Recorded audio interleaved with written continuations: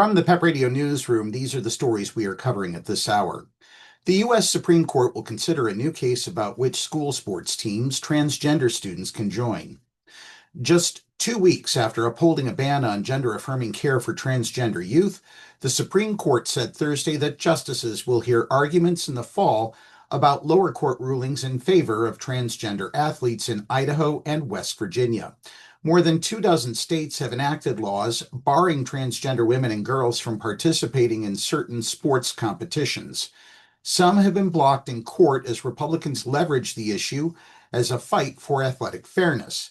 The Trump administration, meanwhile, has filed lawsuits and launched investigations over policies allowing transgender athletes to compete freely.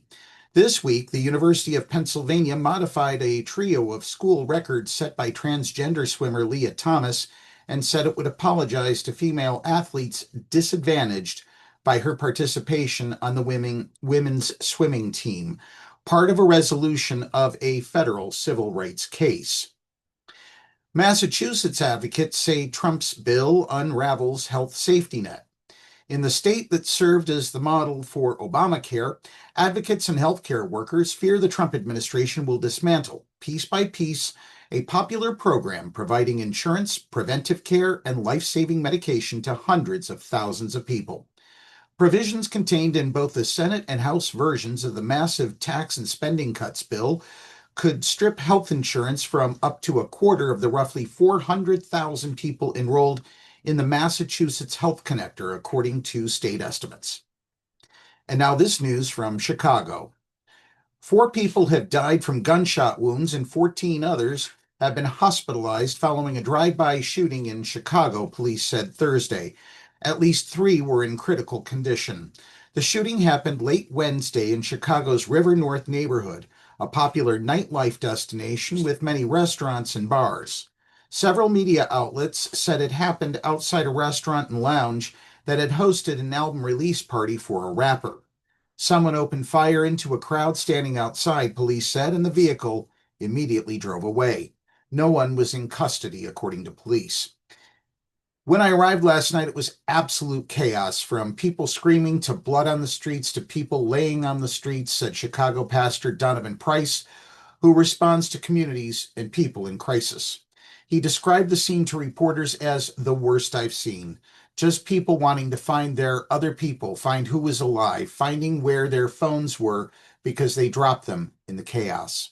Preliminary information from police said 13 women and 5 men ranging in age from 21 to 32 were shot, and that the dead included 2 men and 2 women.